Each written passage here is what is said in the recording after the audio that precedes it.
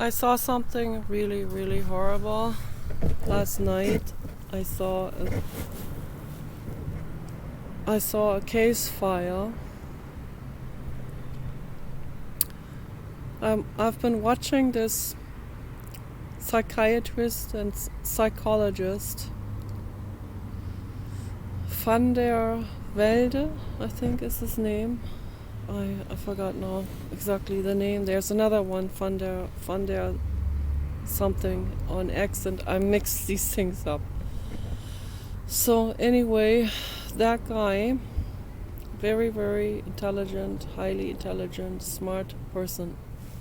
He talks about these pathological cases of crime scenes and crime cases and other cases as well, just weird, strange psychology, strange pathology of people's minds. So I'm extremely interested in this. I'm morbidly interested in this. And I don't know why I'm so morbidly interested in the pathology of morbid psychology. So, and that's what it is, but yeah. And I think that is also the same reason why I used to watch horror movies. And this is kind of embarrassing actually to admit that. But I think this is very, very important to talk about it. I see a very large bird in the sky, and that bird looks like that could be a hawk, actually. That could be a hawk. Yes, the baby dog is out here with me. Yes. Oh, yes, oh, yes. And there is a beautiful rose. A beautiful, beautiful rose. Yes, baby dog, I love you.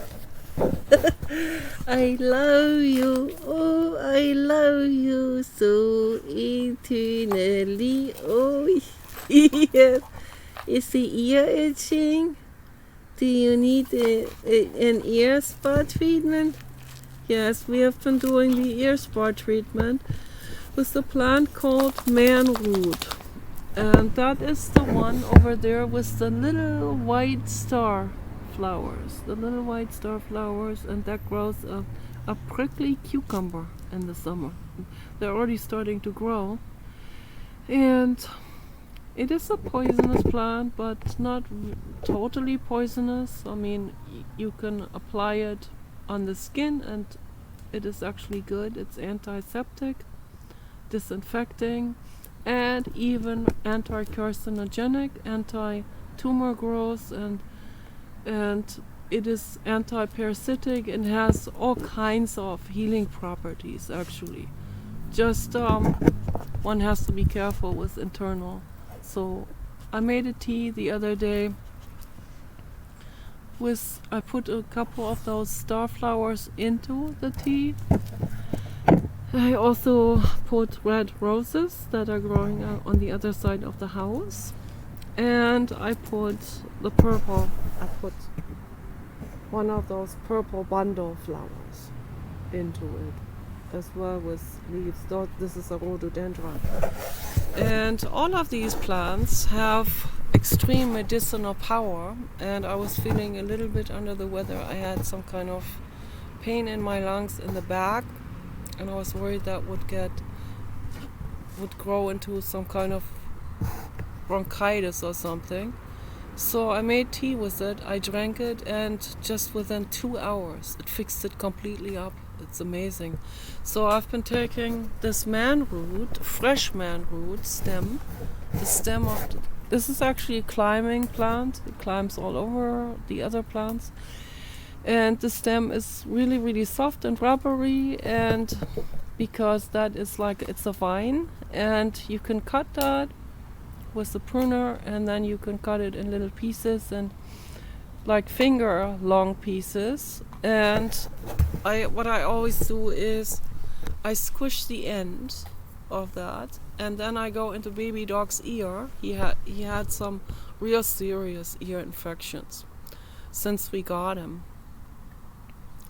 and we didn't know how to fix it. We tried all kinds of things, vinegar and hydrogen peroxide treatment, and he hates it. He does not like Paul dropping that into his ear, and it burns and all of that. Paul even put alcohol in his ear, and that scared him so bad. So cannot do this. So alcohol is really bad for the skin and the cells, so I don't use any alcohol at all. So, but when I went into his ear with the vine of the, yes, that is your ball. Yes, that is your ball. With the vine of the man root, then he likes that a whole lot. And it feels incredibly good.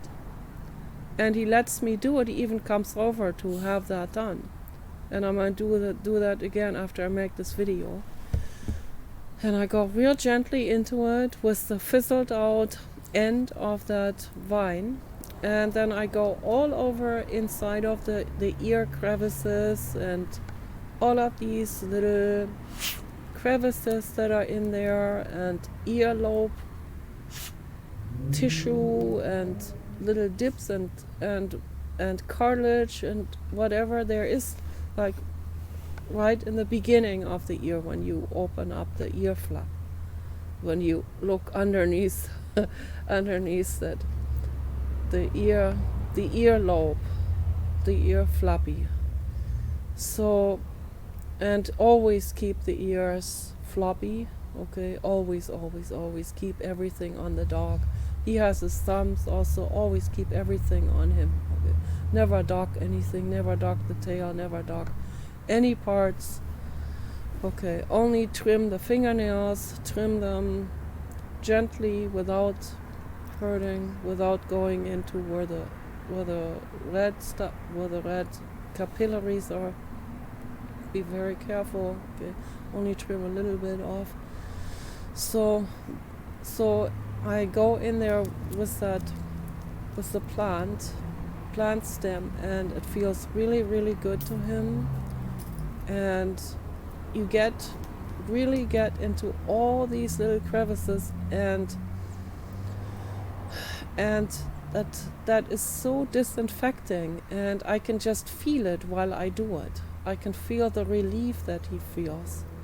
And he even had some kind of like pus pimples in there, and even looked like almost like a little cyst or something.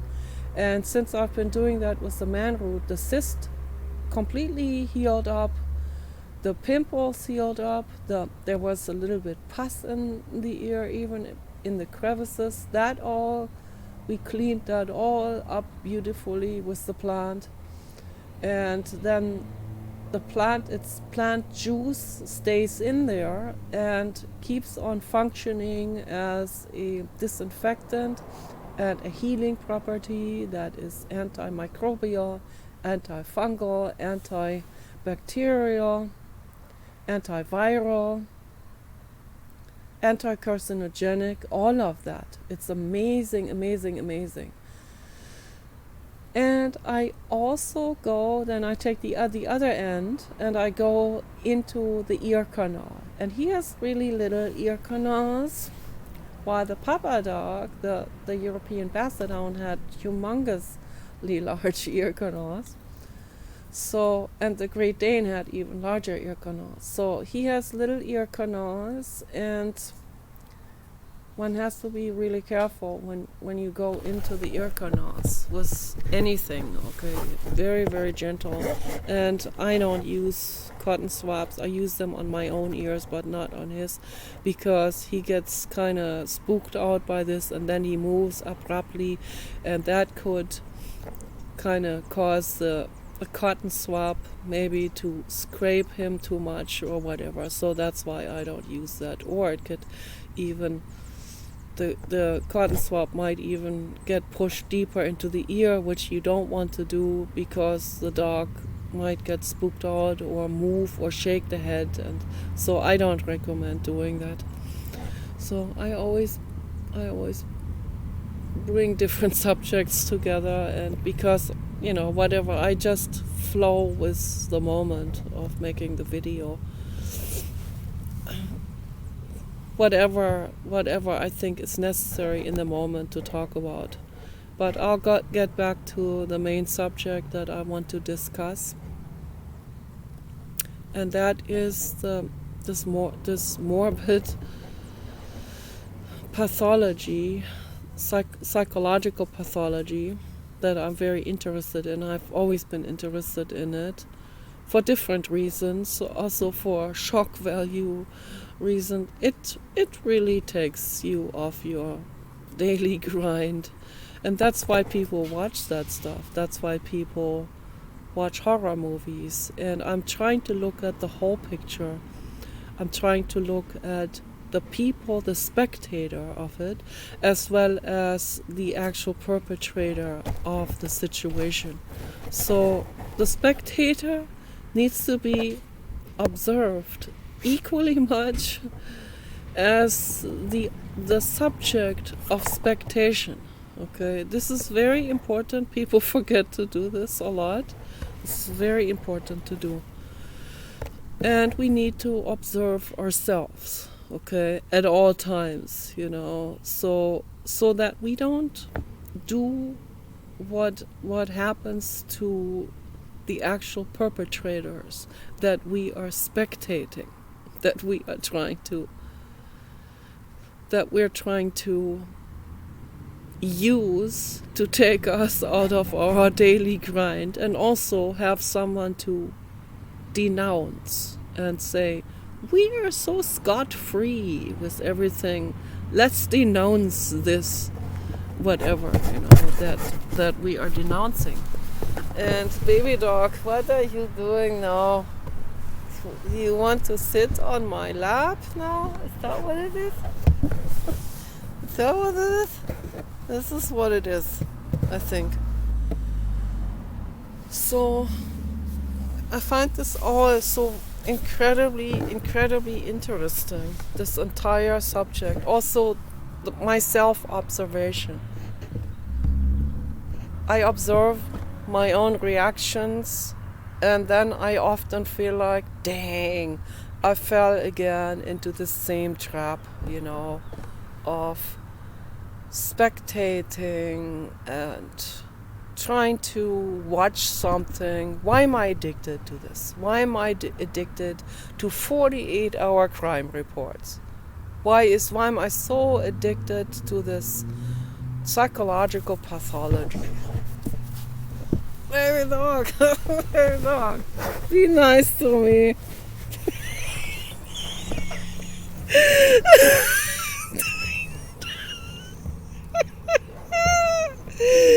He is sitting on my shoulder now. I have a dog on my back, not a monkey. I have a heavy dog on my back now, on my shoulder blade.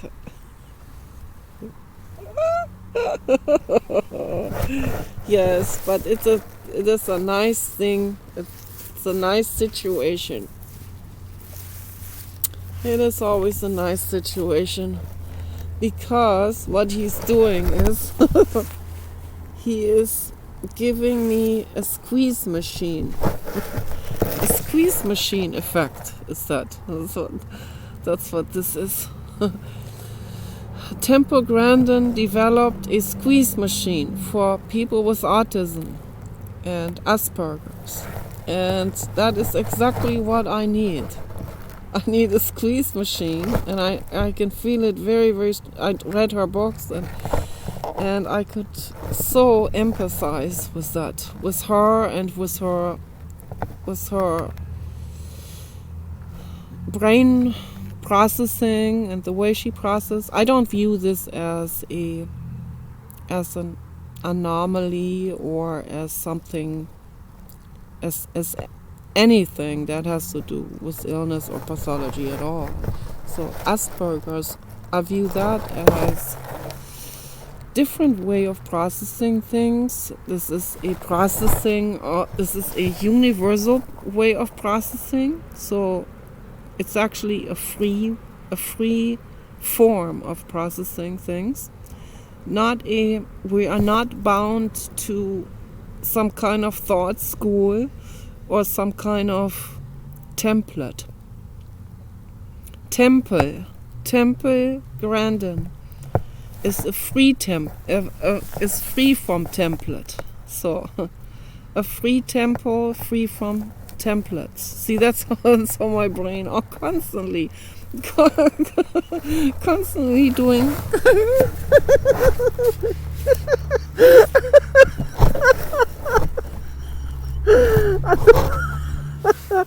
My brain is constantly doing interdisciplinary cross associations. Okay.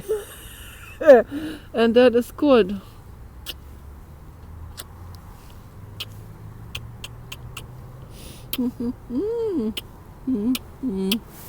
Yes, this is very nice. This is a squeeze machine. This is a live squeeze machine. And that that feels so good. Yeah, it feels like you're being hugged, and that's what the squeeze machine does. And people with Asperger's, like she has and myself, we need to be hugged a lot. That's why she invented the squeeze machine. So I think that's really great. But I have a live squeeze machine here, and that is even better than a mechanical one. I've never had a dog who does those kind of things. This has never happened before, but I like this. Yeah, every dog is unique, they all have their personalities and their quirks and their quirkiness and their idiosyncrasies and their different abilities and characteristics and personalities and all of them. Oh, I like the way the feet smell. The feet smell so good. Oh, the feet smell heavenly. Yes, now he was at the cemetery. He probably has dirty feet. But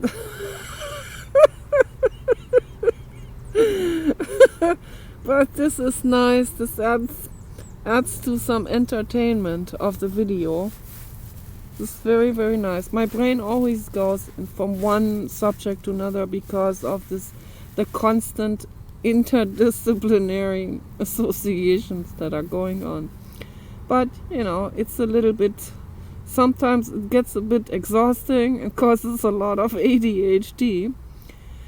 But I like it, and I wouldn't trade it for anything, because it helps me to come to much more unique processing and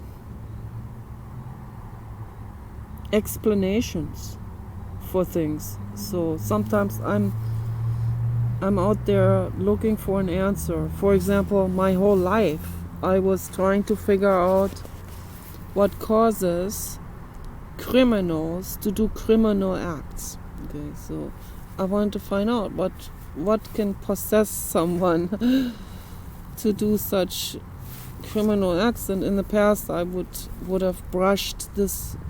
I would have used that word, wouldn't even have used this wording. My parents would use this wording because they kind of grandfathered that in, even though they were atheists. that terminology was grandfathered in, and I never even used it for that reason, because I always thought, people in the past they thought people were possessed by demons and entities, and we need to get away from that. We need to become scientific and all of this. So I had a long phase of atheism, and then I experienced some extremely, extremely weird things, and I needed to experience them in 2003. But I've always known in the back of my head that the world of the ether is there, whether I like it or not. Okay, so that is part of reality.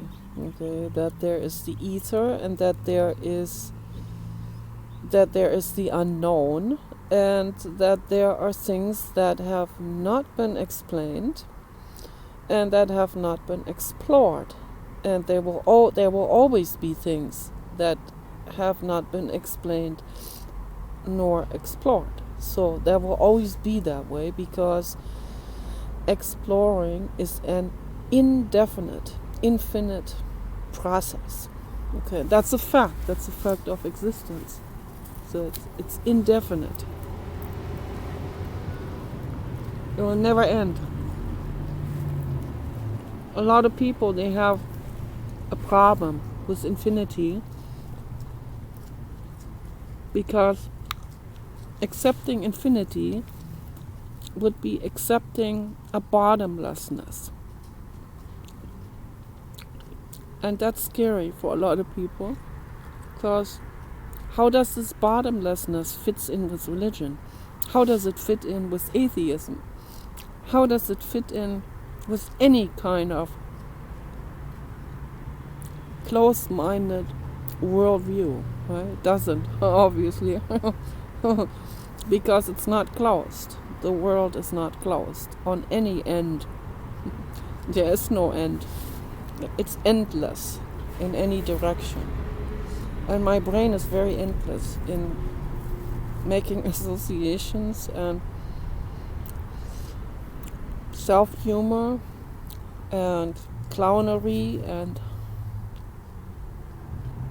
art. Okay, and I'm grateful for that, because that makes me a great artist. It really does. And I am.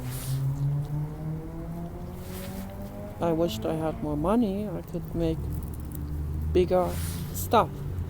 I could make really large sculptures, which I would like to do. I would like to make, I've been since 1989, somewhere like there. Somewhere out there. No. Since 1992. That's when my grandfather's Great Dane died. That was my baby at that time. Mausespeck. I wanted to make a memorial for him and all the other predecessors before him. Several other Great Danes before him. I don't know what's going on with that property, because they don't talk to me. My brother turned them all against me, and I have no idea whether my dad's still alive or not. But if I was rich, what I would do, because I've told my dad for a very long, and maybe this property is now owned by someone else. I don't care.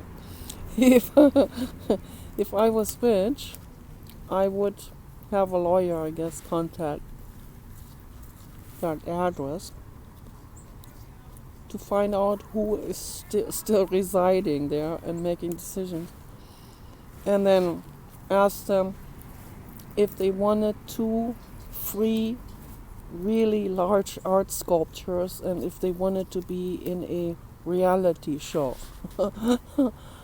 Then I would, it's a little bit grandiose, but I've had this idea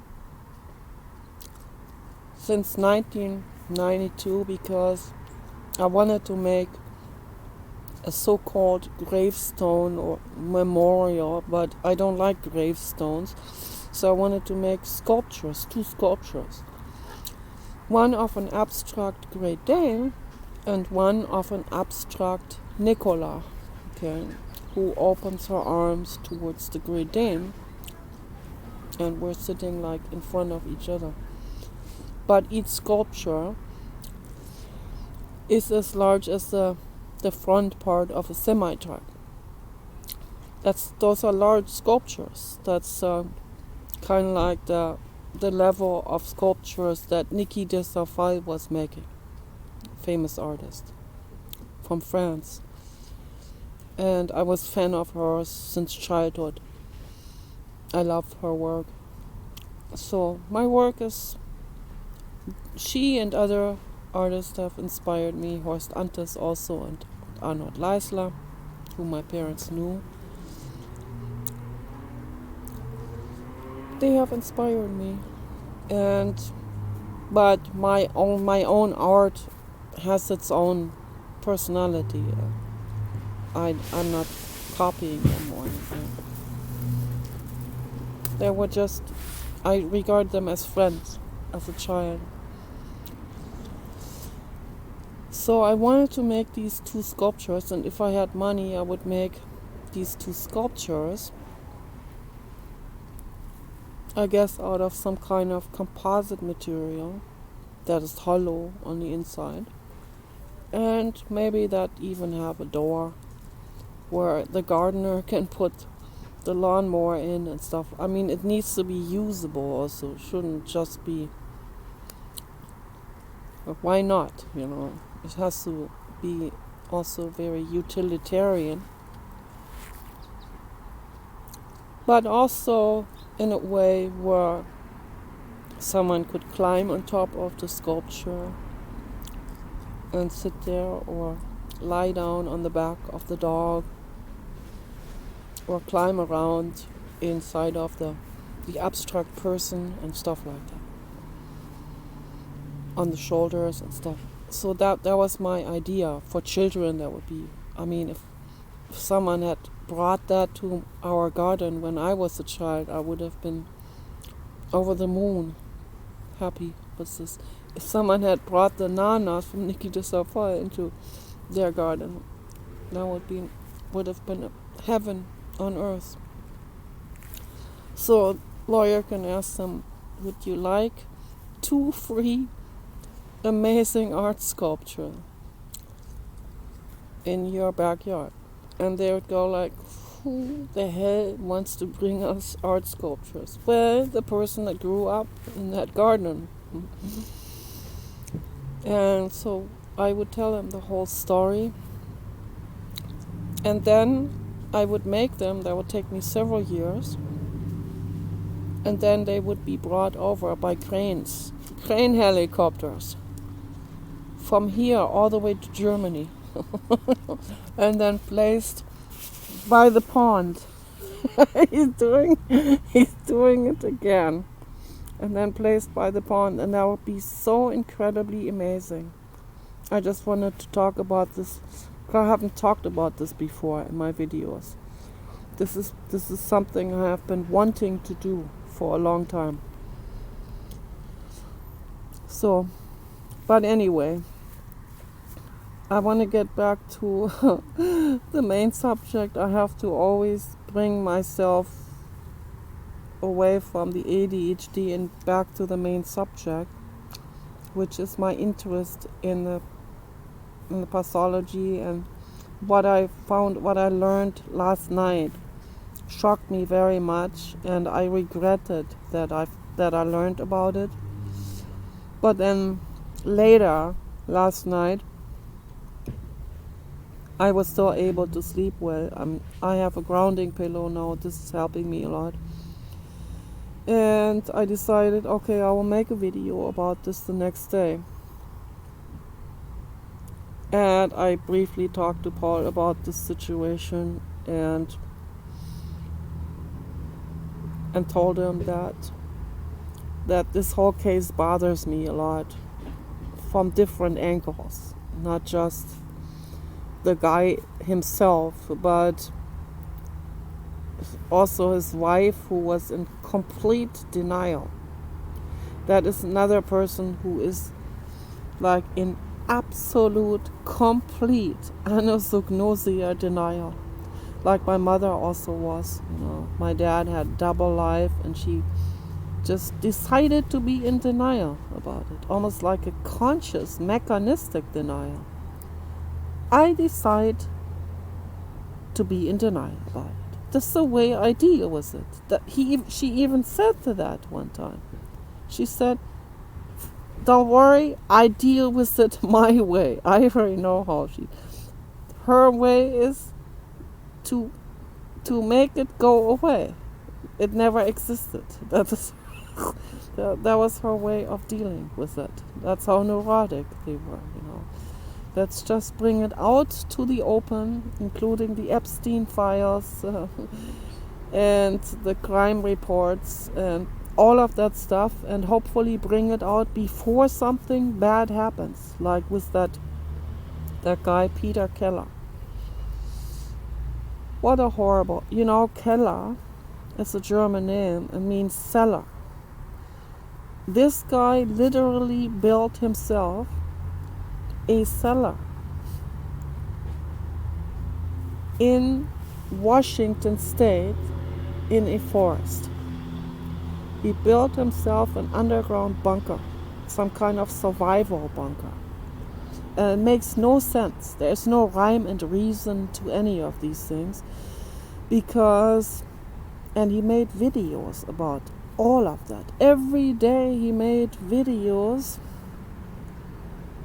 showing his bunker that he was building, the materials, showing himself, talking about his depression, his mental illness.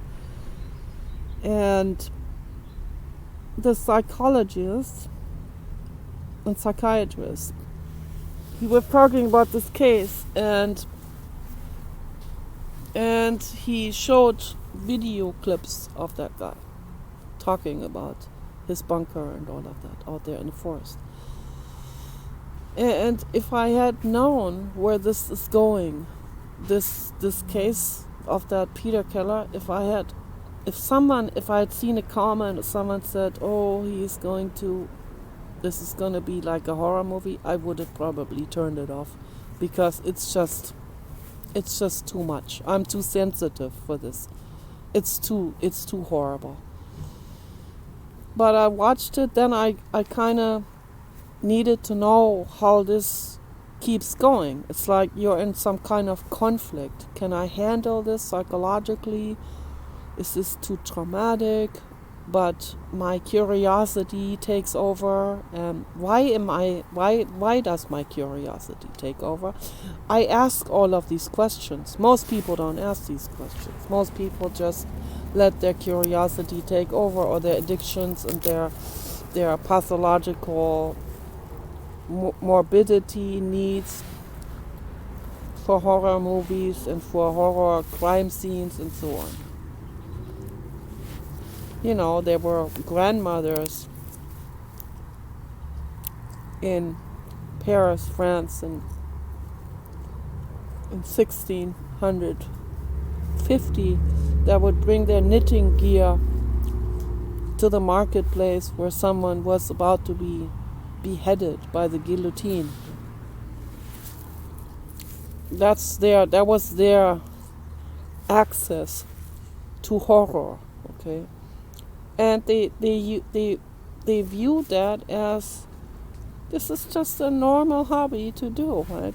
We go out there to the marketplace and watch someone be beheaded by the guillotine. And to them that's like, it's entertainment, right? Let's not kid ourselves about this. And it's still the same thing. Still same thing. Yeah. I'm not excluded from that. I hate it. I think this is bad.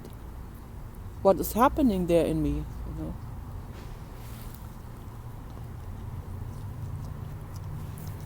I want to be this role model. I want to be this ultra kind person and good person, and this completely like holier than thou or saintly, or I want all of that, right? But let's be realistic. We are not. None of us. None of us is holier than thou. some people obviously have their lives figured out better than others, right? The psychiatrist that was talking about that case of Peter Keller, he obviously has his life figured out better than that Peter Keller has. So, but that's a fact. Okay, it's just like almost two opposite extremes. And you see that psychiatrist having antique furniture and everything is absolutely groomed and well and orderly, and he's successful. He has made it in life. He's making a lot of money, and he is this Peter Keller, this very, very unwell person, very, very mentally ill person, who was obviously not getting any help at all. So Peter Keller is dead now. He shot himself, and before he shot himself, he killed his beautiful wife and his beautiful daughter and their beautiful dog. And that is the part with the dog that I have the biggest problem with, because dogs are my children, and when I see that, that's why also I don't tolerate horror movies where an animal is involved. I don't like that at all. It should not even be in the script at all. They can say all kinds of things. They can say, yeah, no animal was harmed in the making of this film.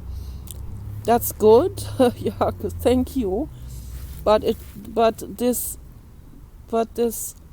plot, this script shouldn't even contain an animal to begin with, okay? Stick to humans with your whatever.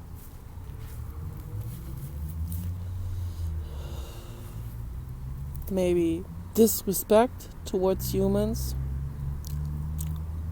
maybe some human hating, some misanthropy or something like that. But leave the animals out. Leave the animals out of those scripts. That's all I can say. I hate every movie where an animal is involved.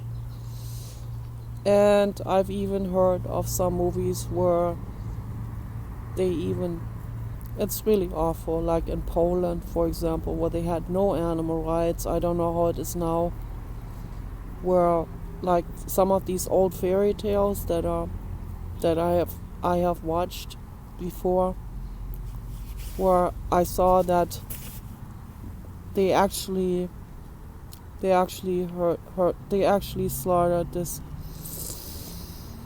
slaughtered a horse,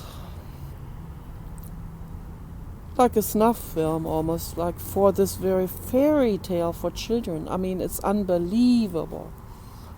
I mean, it broke my heart so much. For months and months, I couldn't stop thinking about this, and I felt so helpless about that. How horrific. But yeah, I sign petitions all the time, and sometimes I set up my own letters to legislators and write to legislators around the whole planet, including Poland and Germany and all of that. When I see something, when I see a horrible situation, I'll do it. So, but what is it about this? It's a morbid interest. A morbid interest in human pathology, psychological pathology. So what is this? Where does that come from? Is this? Yeah, I don't know. I haven't figured it out why I have this morbid interest in this. What's going on, or whatever the stories are, like that lady that killed her parents in Boston, and Lizzie Borden or whatever her name is. So I mean, there are some cases that are pretty old, but this used to be more rare. Oh, my head is being completely squished. Oh, that hurts. So.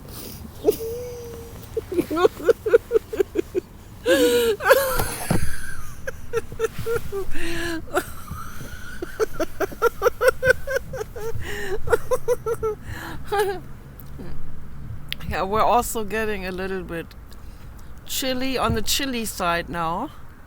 So I have to, I want to wrap it up. Maybe I'll make another part later in the bedroom when it's warmer. So I made myself 2 foot baths over there with flower petals in it, and tomorrow I'll put my feet in it after the sun has heated up the water in it. It rained last night and flower petals flew into it already naturally, into those. And so when I got up today, those were already filled with rainwater and flower petals, and I put my feet in it and felt really, really, really good. The water was warm from the sun. That was really, really great. Really nice. Okay, so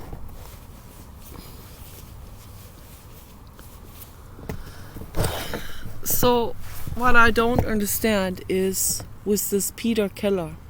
Why hurt? Why hurt his family? Why hurt anyone in this, If he's suicidal, if he wants to end his life, then that's his business, but why hurt those he loves, or why hurt anyone, okay? Why hurt any innocent being? That is the question that I have. That's the question that I see in the comment section. A lot of people ask that question, okay? A lot of women, a lot of mothers ask that question. Why? He can just walk away from her. He can just go his own way. He can live in that underground cabin. Okay. But he can divorce her and they'll be heartbroken, but they'll accept it. But let them live their lives. Let your daughter live your life. Let your dog protect them and be happy, okay, and safe. So, baby dog, why? Why?